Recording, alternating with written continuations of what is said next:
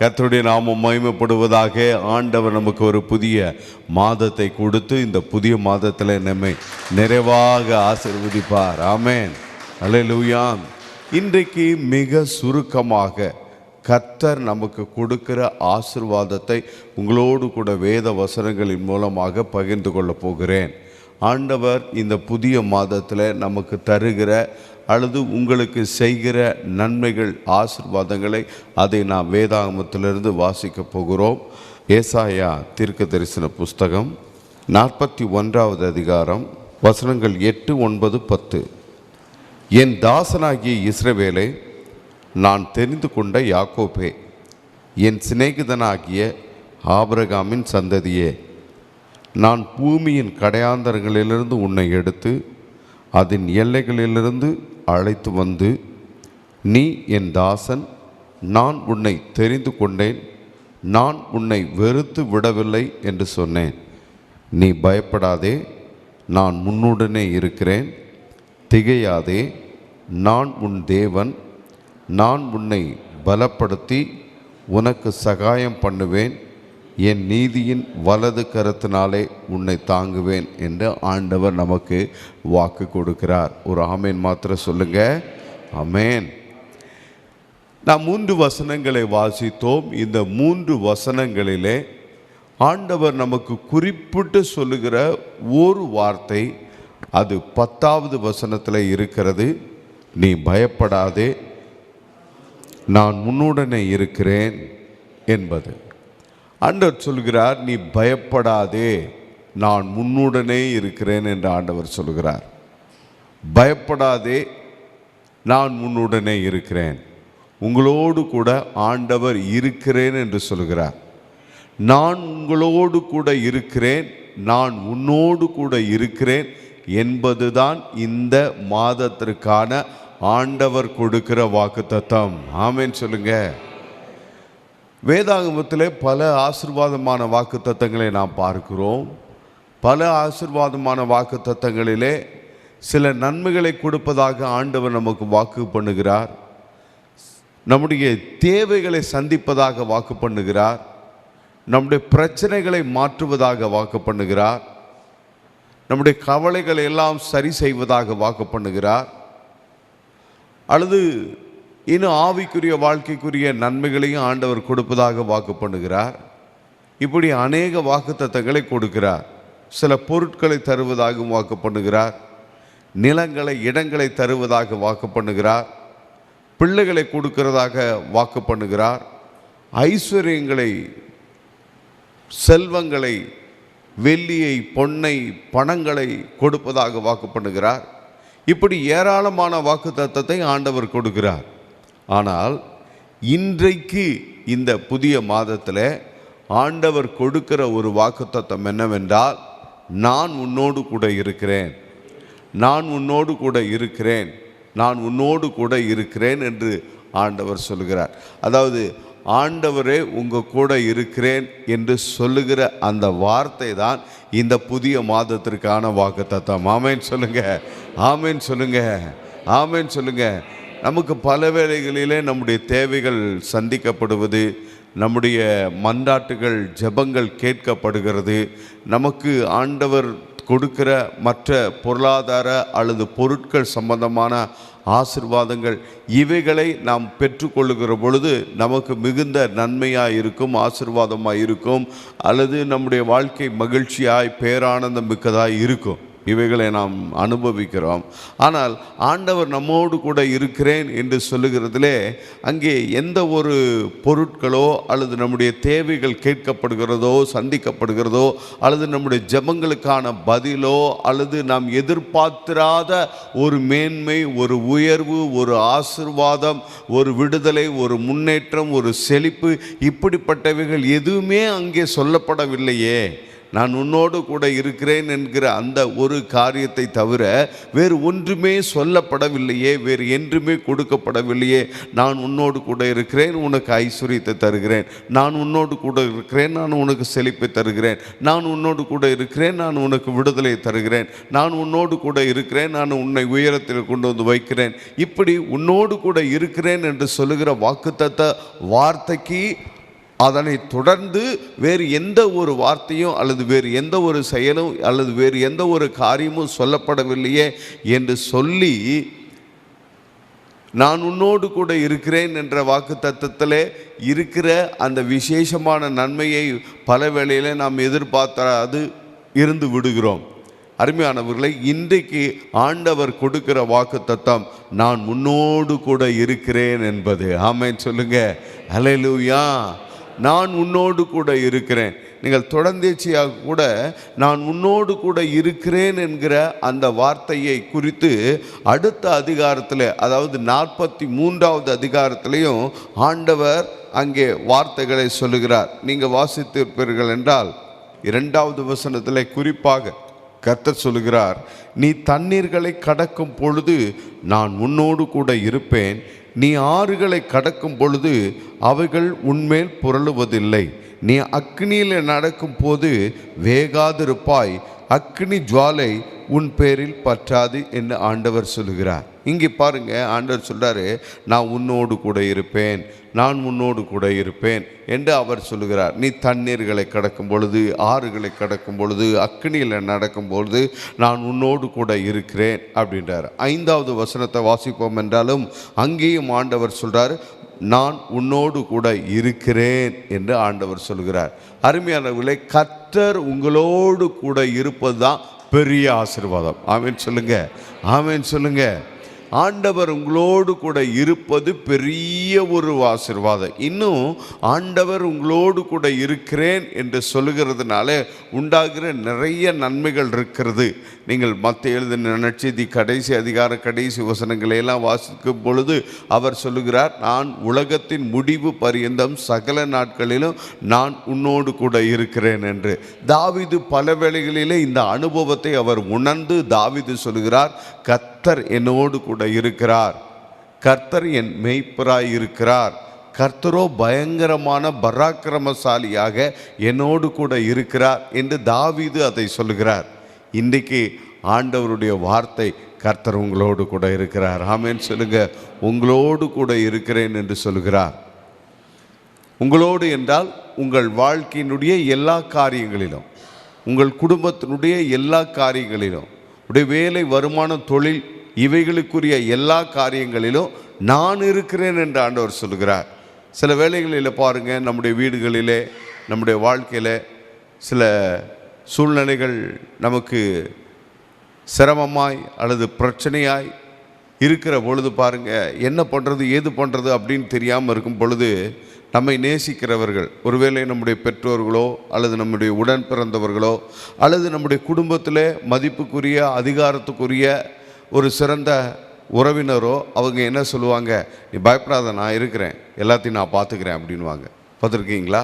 நீ பயப்படாத, நான் இருக்கிறேன், நான் பார்த்துக்கிறேன், நான் இருக்கிறேன்ல, நான் இருக்கிறேன்ல, நீ தைரியமா இரு, நீ தைரியமா இரு அப்படி சொல்லுவாங்க. பார்த்துருக்குறீங்களா? இங்கே ஆண்டவர் அப்படி தான் சொல்கிறார், நீ பயப்படாதே, நீ பயப்படாதே, நான் இருக்கிறேன், நான் இருக்கிறேன், நான் இருக்கிறேன் என்று ஆண்டவர் சொல்கிறார். இன்றைக்கு உங்களை பார்த்து தான் சொல்லுகிறார், நீ பயப்படாதே.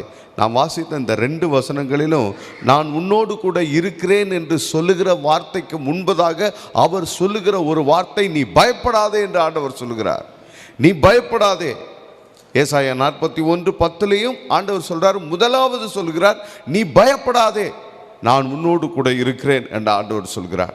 ஏசாயா 43:5 ஆண்டவர், நீ பயப்படாதே, நான் உன்னோடு கூட இருக்கிறேன் என்று ஆண்டவர் சொல்கிறார்.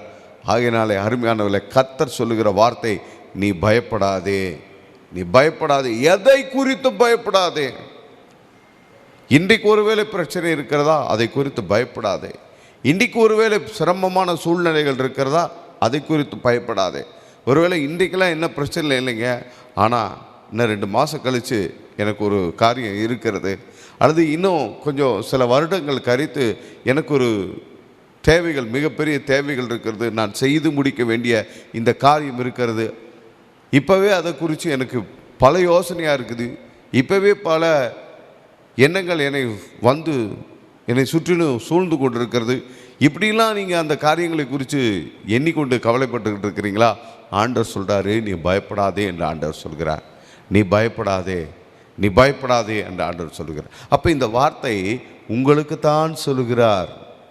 ஒரு செய்தியை கேட்பதுக்காக அல்ல, ஆண்டவர் உங்களோடு கூட பேசி கொண்டிருக்கிறார். நீ பயப்பட வேண்டாம் என்று சொல்லுகிறார். நீ பயப்பட வேண்டாம், எதை குறித்தும் பயப்பட வேண்டாம் என்று ஆண்டவர் சொல்கிறார். சரி, ஆண்டவருடைய வார்த்தை நான் உன்னோடு கூட இருக்கிறேன். இன்றைக்கு மிக சுருக்கமாக கர்த்தர் உங்களோடு கூட இருப்பதனாலே என்ன நன்மையெல்லாம் நடக்கும், அல்லது என்னதான் அங்கே உண்டாகும், அதில் என்ன சிறப்பான காரியங்கள் இருக்கிறது, என்ன விசேஷமான காரியம் இருக்கிறது, அதை நாம் தெளிவாக பார்த்து அந்த நன்மைகள் உங்கள் வாழ்க்கையில் வருகிறதற்காக நான் ஜெபிக்க போகிறேன். உங்கள் வேதாகமத்தை என்னோடு கூட திருப்பிக் கொள்ளுங்கள். இன்றைக்கி நான் 3 காரியங்களை உங்களுக்கு மிக சுருக்கமாக வேத வசனங்களிலிருந்து நான் அடையாளம் காண்பிக்க விரும்புகிறேன். ஆதியாகமத்தின் புஸ்தகம் 39வது அதிகாரம் வசனம் 2. கர்த்தர் ஒரு மனிதனோடு கூட இருக்கும் பொழுது அந்த மனிதனுடைய வாழ்க்கையில் என்ன நன்மை உண்டாயிருக்கும், அல்லது அந்த மனிதன் எப்படியாக அவன் மாறியிருப்பான் என்பதுதான் முதல் குறிப்பு. இங்கே யோசேப்பை குறித்து இந்த வசனம் சொல்லுகிறது. ஆதியாகமம் 39:2. கர்த்தர் யோசேப்போடு இருந்தார், அவன் காரிய சித்தி உள்ளவனானான். இங்கே வேதம் சொல்லுகிறது பாருங்க, கர்த்தர் யோசேப்போடே கூட இருந்தார். இன்றைக்கும் கர்த்தருடைய வார்த்தை நான் உன்னோடு கூட இருக்கிறேன் என்று. இங்கே ஆண்டவர் யோசேப்போடே கூட இருக்கிறார். வேதம் சொல்லுகிறது அவன் காரிய சித்தி உள்ளவனானான். 3வது வசனம் சொல்லுகிறது கர்த்தர் அவனோடு இருக்கிறார் என்றும் அவன் செய்கிற யாவையும் கர்த்தர் வாய்க்க பண்ணுகிறார் என்றும் அவன் எஜமானன் கண்டு. அருமையானவர்களே, கர்த்தர் உங்களோடு கூட இருக்கிறார் என்பது எவ்வளவு நிச்சயமாக இருக்கிறதோ, அதே போல கர்த்தர் யோசேப்போடு கூட அவர் இருந்தார். யோசேப்போடு கர்த்தர் இருந்ததினாலே யோசேப்பு தைரியமாக மட்டுமல்ல, அவன் கவலை இல்லாத மனிதனாக மட்டுமல்ல, அவன் காரிய சித்தி உள்ளவனாய் மாறுகிறான். இந்த காரிய சித்தி அப்படின்ற வார்த்தையினுடைய அர்த்தம் நமக்கு எந்த அளவுக்கு புரியுதுன்னு தெரியல. நான் என்னால் எளிமையாக சொல்லுகிறேன் பாருங்க. அவன் நல்ல விவரமுள்ளவனாக மாறிட்டான், திறமசாலியாக மாறிட்டான். எதை கொடுத்தாலும் அதை செஞ்சு முடிக்கிற நபராக அவன் யார் மாறிட்டான். ஒரு காரியத்தை அதை யோசேப்பிட்ட கொடுத்துங்க, யோசேப்பு கரெக்டாக அதை செஞ்சு கொடுத்துருவார். இதுக்கு என்ன பண்ணுறது, நீங்கள் யோசேப்பிட்ட கேளுங்க, யோசேப்பு கரெக்டாக அதுக்கு கைட் பண்ணுவார், வழி சொல்லுவார். அப்போ யோசேப்பு இப்படி காரிய சித்தி உள்ளவனாய் மாறிட்டான். இப்போ பாருங்க, ஒரு கேள்வியை மாற்றி சொல்கிறேன். சாதாரணமான இருந்த மனிதன் எப்படி காரிய சித்தி உள்ளவனாய் மனிதனாய் மாறினான் அப்படின்னா கர்த்தர் யோசேப்போடு இருந்ததுனால. ஆமென் சொல்லுங்க, அல்லேலூயா. இன்றைக்கு நீங்கள் ஒருவேளை சாதாரணமான நபர்களாக நீங்கள் இருக்கலாம், சாதாரணமான மனிதர்களாக இருக்கலாம். எனக்கு திறமை இல்லை, எனக்கு தைரியம் இல்லை, எனக்கு ஒரு காரியத்தை நேர்த்தியாக செய்ய தெரியாது, எனக்கு ஒரு பொறுப்பை கரெக்டாக அதை செய்து முடிக்க தெரியாது அப்படின்ற ஒரு ஒரு ஒரு நிலையில் நீங்கள் இருக்கிறீங்களா? ஆண்டவர் சொல்கிறாரு, நான் உன் கூட இருக்கிறேன், நான் உன் கூட இருக்கிறேன், உன்னை காரிய சித்தி உள்ளவனாய் மாற்றுகிறேன் என்று சொல்லுகிறார். உன்னை திறமைசாலியாய் மாற்றுகிறேன், உன்னை பலசாலியாய் மாற்றுகிறேன், சில காரியங்களை செய்து முடிக்கிற அப்படி உள்ள வெற்றி உள்ள மனிதனாக உன்னை மாற்றுகிறேன் என்று ஆண்டவர் சொல்கிறார். அப்போ உங்கள் குடும்ப சம்பந்தமான காரியங்களோ அல்லது உங்கள் வாழ்க்கைக்கான தொழில் வருமானத்துக்குரிய காரியங்களிலோ இவைகளிலே ஆண்டவர் உங்களோடு கூட இருப்பதினாலே ஒவ்வொன்றையும் நேர்த்தியாய் செய்து முடிக்க, ஒவ்வொன்றையும் சாதுரியமாய் செய்து முடிக்க அப்படிப்பட்ட காரிய சித்தியை ஆண்டவர் உங்களுக்கு கொடுப்பார். ஆமென் சொல்லுங்க, அல்லேலூயா. இந்த காரிய சித்தி அப்படின்றது பாருங்க, அதுதான் ஒரு ஒரு விசேஷமான இது. அதை இன்னும் நம்ம நன்றாக புரிந்து கொள்வதற்காக அது கர்த்தர் கொடுக்கிற ஞானம், கர்த்தர் கொடுக்கிற சாதுரியம், கர்த்தர் கொடுக்கிற சமயோஜித அந்த புத்தி, அந்த யோசனை. வேதம் சொல்லுகிறது, ஏற்ற நேரத்திலே சொல்லப்பட்ட வார்த்தைகள் வெள்ளித்தட்டிலே வைக்கப்பட்ட பொற்பழங்களுக்கு சமானமாயிருக்கிறது என்று. இப்போ இந்த வார்த்தை, இந்த வசனம் என்ன சொல்லுகிறதுனா, சரியான நேரத்தில் தேவையான மிக சரியான சொல்லப்படுகிற வார்த்தையானது வெள்ளித்தட்டிலே வைக்கப்படுகிற பொற்பழங்களுக்கு சமானமாய் இருக்கிறது என்று. அப்போ இப்படிப்பட்ட ஒரு வார்த்தை சொல்லாடலை பயன்படுத்துகிறதான அப்படிப்பட்ட ஞானத்தை ஆண்டவர் உங்களுக்கு தருகிறார். ஆமென் சொல்லுங்க, அல்லேலூயா. பாருங்க, யோசேப்போடு கர்த்தர் இருந்தார் என்று வேதம் சொல்கிறது. யோசேப்போடு கர்த்தர் இருந்ததுனால பாருங்க, அந்த எகிப்து தேசத்திலே வரப்போகிற அழிவு, வரப்போகிற பஞ்சம், இவைகளிலே அந்த தேசம் முழுவதும், எகிப்து என்பது இந்த உலகம் முழுவதையும் ஆண்ட ஒரு ராஜ்யம். அப்ப பாருங்க, அந்த ஒரு தேசத்துக்கே, அந்த ராஜ்யத்துக்கே உணவை அதை போஷித்து கட்டி காப்பாற்றுகிற ஒரு மனிதனாக யோசிப்பு வந்துட்டான். இது எப்படி ஆச்சு பாருங்க. எகிப்தில் ஞானவான்கள், கல்விமான்கள், திறமசாலிகள் எத்தனையோ பேர் இருந்தார்கள். ஆனால் யோசேப்புக்கு மட்டும்தான் என்ன நடக்க போகிறது, சம்பவிக்க போகிறது, அதற்கு என்ன செய்ய வேண்டும் என்ற அந்த ஞானம் வந்தது. கர்த்தர் உங்களோடு கூட இருக்கிறேன் என்று வாக்கு பண்ணுகிறார். யோசேப்போடு இருந்த கர்த்தர் உங்களோடு கூட இருக்கிறேன் என்று வாக்கு பண்ணுகிறார். ஆகினாலே நீங்கள் திறமசாலிகளாய் இருக்கிறீர்கள். நீங்கள் திறமசாலிகளாக, உங்களுக்குள்ள அந்த ஒரு விசேஷித்த திறமை அது கர்த்தராலே அருளப்படும். விசேஷித்த ஞானம் உண்டாகும். உங்கள் வார்த்தைகளிலே ஒரு ஞானம், தேவ ஞானம், உங்கள் செயல்களிலே திறமையான காரியங்கள் அவைகளெல்லாம் வெளிப்படும். இவைகளெல்லாம் கர்த்தராலே உங்களுக்கு உண்டாயிருக்கும். ஆமென். இரண்டாவது ஒரு காரியத்துக்கு வருவோம். 1 நாளாகமத்தின் புஸ்தகம் 11வது அதிகாரம் 9வது வசனத்திற்கு நேராக வரப்போகிறோம். 1 நாளாகமம் 11வது அதிகாரம் 9வது வசனத்தில் தாவீதை குறித்து வேதம் சொல்லுகிறது. தாவீது நாளுக்கு நாள் விருத்தி அடைந்தான், சேனைகளுடைய கர்த்தர் அவனோடு கூட இருந்தார் என்று. தாவீது நாளுக்கு நாள் விருத்தி அடைந்தான். இந்த காரியங்கள் நடைபெறுவதற்கு சில நாட்களுக்கு முன்பதாக தான் தாவீது சீயோன் கோட்டையை பிடித்து அதை தாவீதின் நகரமாய் அவர் மாற்றியிருந்தான். பாருங்க, இப்போ அதற்கடுத்து வசனம் சொல்கிறது தாவீதை குறித்து, தாவீது நாளுக்கு நாள் விருத்தி அடைந்தான். ஏன் அப்படின்னா, சேனைகளின் கர்த்தர் தாவீதோடு கூட இருந்தார். இன்றைக்கு உங்களை பார்த்து சொல்கிறேன், தாவீதோடு கூட இருந்த கர்த்தர், நீ பயப்படாதே, நான் உன் கூட இருக்கிறேன்றார். நான் உன்னோடு கூட இருக்கிறேன் என்று சொல்கிறார். உங்கள் வாழ்க்கையில் தாவீதுக்கு உண்டான அந்த நாளுக்கு நாள் விருத்தி என்கிற ஆசீர்வாதம் உங்கள் வாழ்க்கையிலும் கர்த்தர் கொண்டு வந்து அருளி செய்வார். ஆமென், அல்லேலூயா. நாளுக்கு நாள் விருத்தி, ஒவ்வொரு நாளும் விருத்தி, பெருக்கம், முன்னேற்றம், பரவுதல், பாயுதல், நிரப்புதல், இப்படிப்பட்ட நன்மைகளுக்கு நேராக நீங்கள் வந்து சேர்வீர்கள். ஒரு ஆமென் சொல்லுங்க, அல்லேலூயா. இப்போ தாவீதோடு கூட கர்த்தர் இருந்ததுனாலே தாவீது நாளுக்கு நாள் விருத்தி அடைந்தது எவ்வளவு நிச்சயமாக இருக்கிறதோ, அதே போல கர்த்தர் உங்களோடு கூட இருக்கிறார். அவர் இருக்கிறேன் என்று வாக்கு பண்ணுகிறார். ஆகையினாலே நீங்கள் நாளுக்கு நாள் விருத்தி அடைவீர்கள். அப்போ நீங்கள் செய்ய வேண்டிய ஒரு காரியம் அது என்னன்னு கேட்டிங்கன்னா, கர்த்தர் என்னோடு கூட இருக்கிறார் அப்படின்றத நீங்கள் முழு நிச்சயமாக உணர்வு பூர்வமாக விசுவாசிப்பது தான். பாருங்க, உணர்வு பூர்வமாக முழு நிச்சயமாக விசுவாசிப்பது, இதுதான் இந்த நன்மைகளை பெற்றுக்கொள்வதற்கான ஒரு ரகசியம் அப்படி சொல்லலாம்.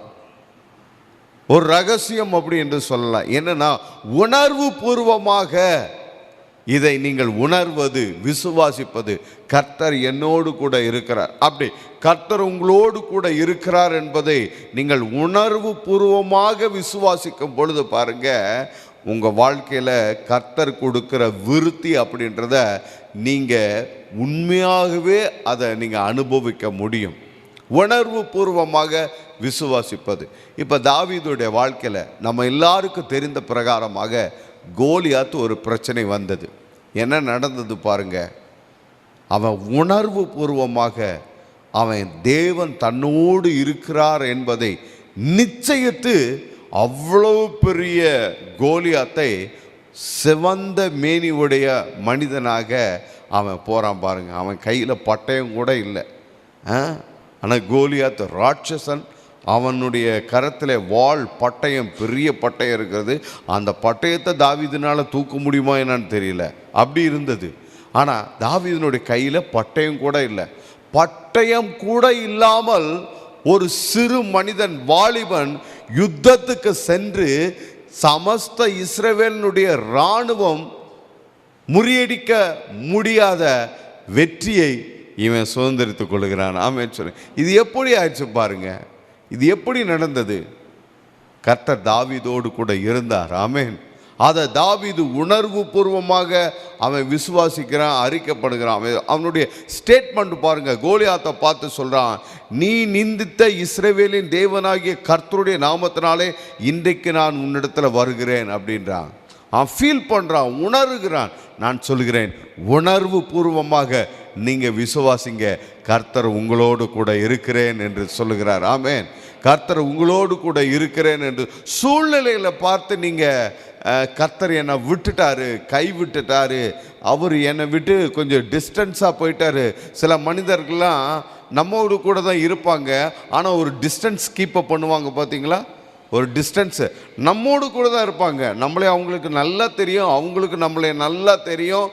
ரொம்ப அருமையாக பேசுவாங்க, அருமையாக பழகுவாங்க, அருமையாக இருப்பாங்க. ரொம்ப நாள் எனக்கு அவங்கள தெரியுங்க, அவங்களுக்கு எனக்கு தெரியுங்க, அந்த காலத்தில் இருந்துங்க, அப்படிங்க இப்படிங்க அப்படின்ட்டு இருப்பாங்க.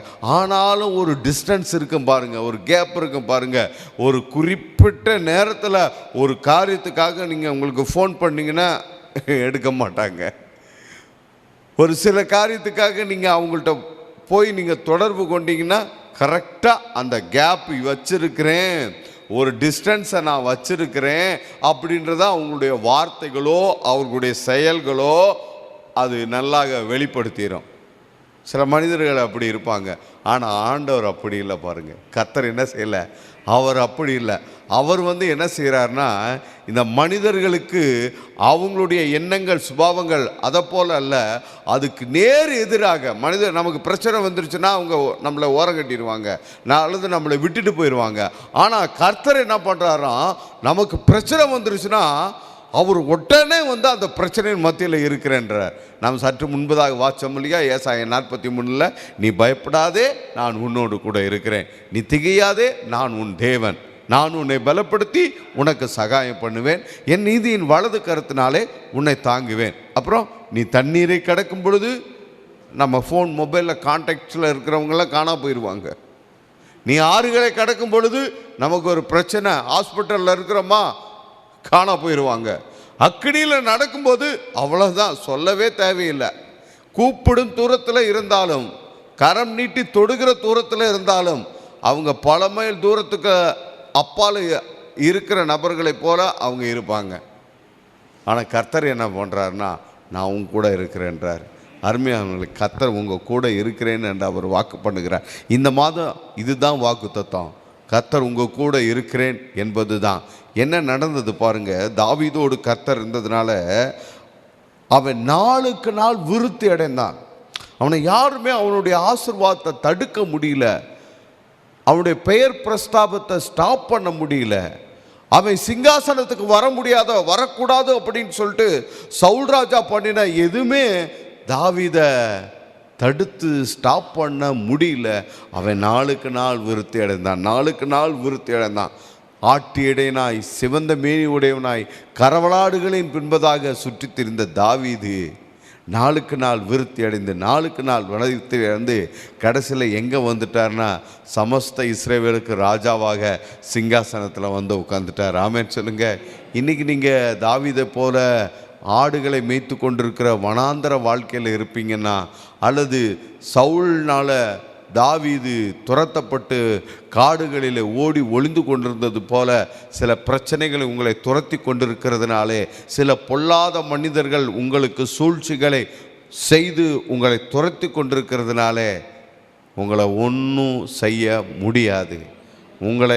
உங்களுடைய வளர்ச்சியை அவர்களால் தடுத்து நிறுத்த முடியாது. நீங்கள் விருத்தி அடைவீர்கள். நீங்கள் கட்டாயம் விருத்தி அடைவீர்கள். ஏன்? எப்படி? நான் பெரிய ஆள், நான் பெரிய திறமசாலி, எனக்கு அதெல்லாம் இருக்குது, அப்படி அவைகளை சார்ந்து கொள்ளவில்லை.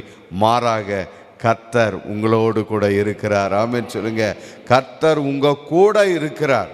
ஆகையினாலே நீங்கள் விருத்தி அடைவீங்க. எல்லாவற்றிலும் நீங்கள் விருத்தி அடைவீங்க. ஆமென் சொல்லுங்க.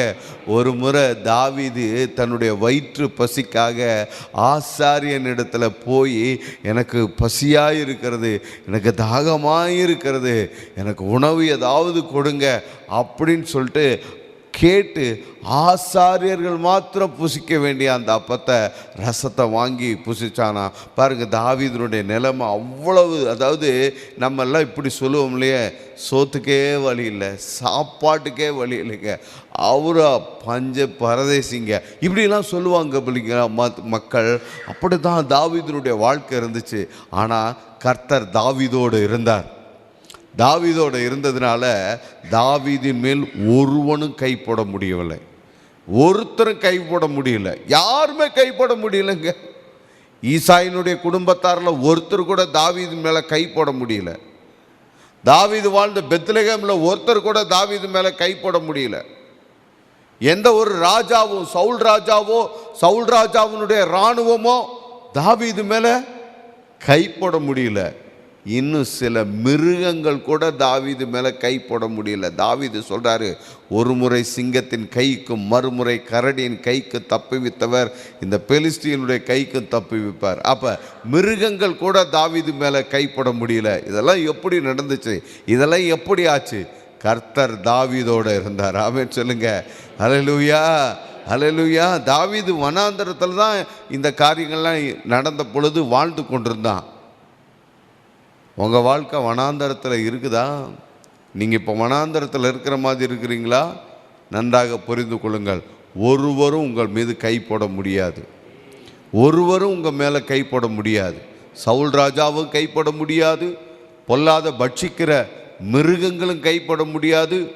இராணுவமும் கை போட முடியாது. கோலியாத்தும் கை போட முடியாது. ஏன்னா கர்த்தர் உங்கள் கூட இருக்கிறார். ஆமே. சங்கீதம் 23 நன்றாக தெரியும்.